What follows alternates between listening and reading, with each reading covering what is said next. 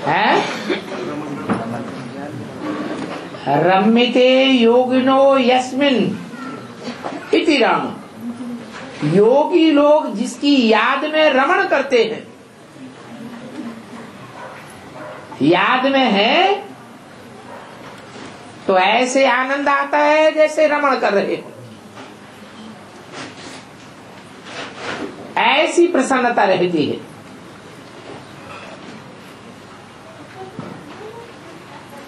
तो उस समय राम की स्टेज क्या होगी? लड़ाई लड़ने की स्टेज होगी? है? संकल्पों से किसी से लड़ाई लड़ेगा? वाचा से लड़ाई लड़ेगा? कर्मेंद्रियों से लड़ाई लड़ेगा? लड़ेगा? उसी को अयोध्या कहा जाता है। युद्ध माने युद्ध, और अयोध्या माने जहां युद्ध है ही नहीं। तो राम की ऐसी स्टेज बन जाए कि दुनिया में कोई भी उनका शत्रु है ही नहीं।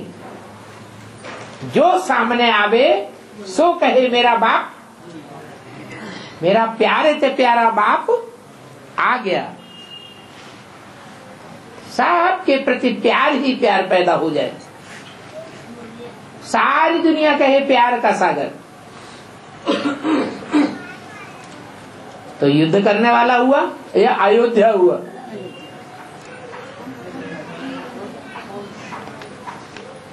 और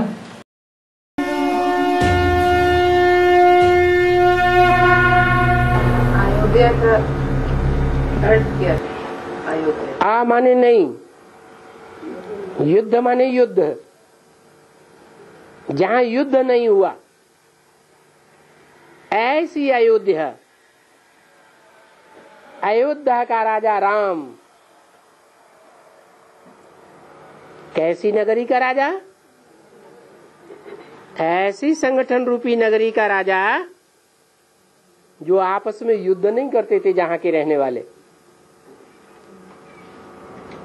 क्या बाबा ने क्या बोला आज? जो आपस में लड़ते झगड़ते हैं वो मेरे बच्चे ही नहीं है। उस संगठन को अयोध्या नहीं कहेंगे। वो सूर्यवंशी बनने वाले नहीं है।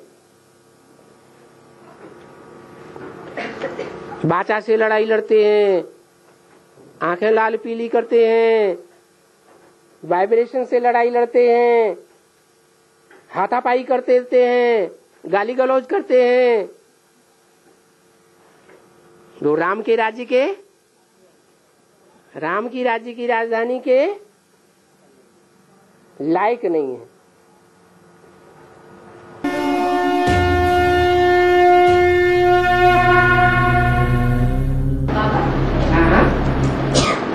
इस समय पापा ने हर जगह घूम रहे ना? इस समय पापा हर जगह में चक्कर लगा रहे ना? अच्छा, राम जन्मभूमि के लिए है?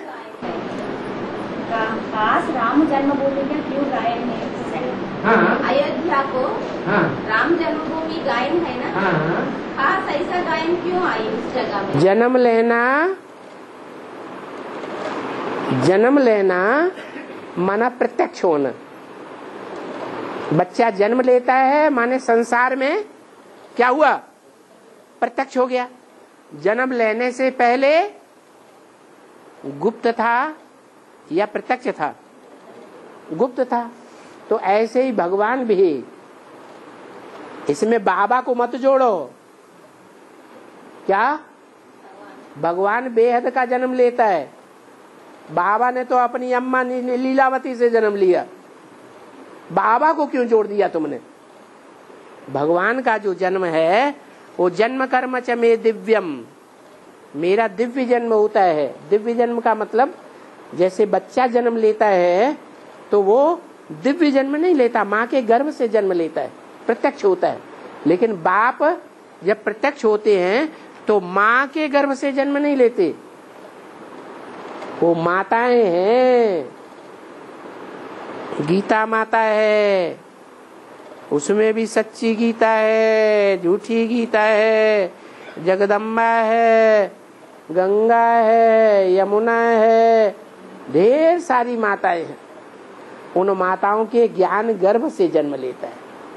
वो माताएं जब गंगा सागर में पहुंचती हैं और उन ज्ञान गंगाओं का जल सागर के जल से टकराता है और बड़ी ऊंची ऊंची दीवारें खड़ी हो जाती हैं। उस गंगा सागर में मेले में बहुत बड़ा मेला लगता है, सारे ब्राह्मण वहां इकट्ठे होते हैं। उस बीच में उन माताओं के द्वारा वो बाप प्रत्यक्ष होता है। कैसे प्रत्यक्ष होता है? प्रत्यक्षता रूपी जन्म लेता है और कोई उनको जन्म नहीं दे सकता। तो वो प्रत्यक्षता रूपी दिव्य जन्म गाया हुआ है। ये कोई लौकिक जन्म की बात नहीं है, ये अलौकिक जन्म है। जब भगवान बाप उन कन्याओं माताओं के द्वारा प्रत्यक्ष होता है तो सारे संसार में प्रत्यक्षता हो जाती है। सबको मानना ही पड़ता है कि बाप हमारा आया हुआ है। जो देखेगा इन आंखों से और जो सुनेगा इन कानों से, एक शब्द भी इन कानों से सुन लिया तो उसकी बुद्धि में जरूर बैठ जाता है कि मेरा बेहद का बाप आ गया। ऐसे नहीं ब्रह्मा कुमारियों का बाप आ गया, नहीं, मेरा बाप आ गया। हर एक की बुद्धि में अपनापन पैदा होने लगता है। उसको कहते हैं भगवान का ये दिव्य जन्म। और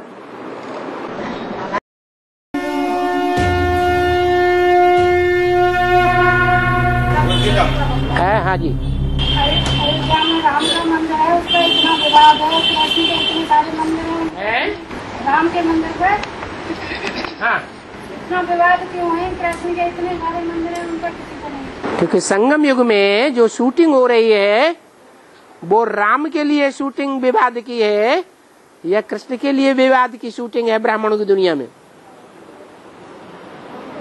ब्राह्मणों की दुनिया में चाहे बेसिक में ब्राह्मण हो चाहे एडवांस में ब्राह्मण हो, ज्यादा विवाद राम के ऊपर है या कृष्ण के ऊपर है? राम के ऊपर विवाद है। क्यों? इसलिए है विवाद कि वो गुप्त पार्ट बजाता है, वो अपने को प्रत्यक्ष नहीं करता है, इसलिए गुप्त होने के कारण विवाद है। जब प्रत्यक्ष हो जाएगा तो विवाद दुनिया में समाप्त होते चले जाएंगे। इसलिए मुरली में बोला है कि बच्चे तुम नहीं, तुमको ढेर के ढेर प्रश्न पूछ करके ज्यादा तंग करेंगे अभी।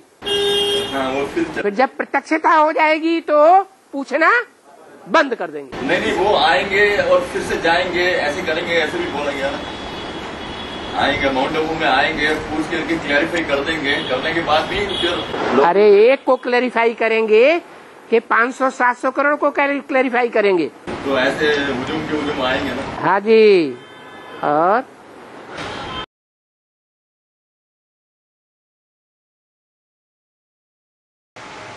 अभी 100 वर्ष का संगम युग, इस सारे सृष्टि रूपी ड्रामा का रिहर्सल का टाइम है ना, शूटिंग का टाइम चल रहा है ना, रिकॉर्डिंग हो रही है ना। तो इस पीरियड में भी जो भी अहंकार करते हैं कि हम इस दुनिया को स्वर्ग बनाएंगे, अभी तथाकथित ब्रह्मा कुमार कुमारियां क्या कहते हैं? हैं? हाँ, परमपिता परमात्मा शिव ज्ञान सूर्य ब्रह्मा के द्वारा ज्ञान सुना करके चला गया। अब वो तो है नहीं इस सृष्टि पर, हमने उसे साकार रूप में जाना। हमने जाना, हमने पाया शिव भोला भगवान, हम उसकी गोद में पले हैं, बाकी सारी सृष्टि नहीं पली है। तो हमारी जिम्मेवारी क्या है कि हम इस दुनिया को स्वर्ग बनाएंगे। बोलो, वो तथाकथित ब्रह्मा कुमार कुमारियां ऐसा समझते हैं या नहीं समझते हैं? हैं? यही समझते हैं कि हम इस दुनिया को स्वर्ग बनाएंगे। ब्रह्मा भी क्या समझते थे?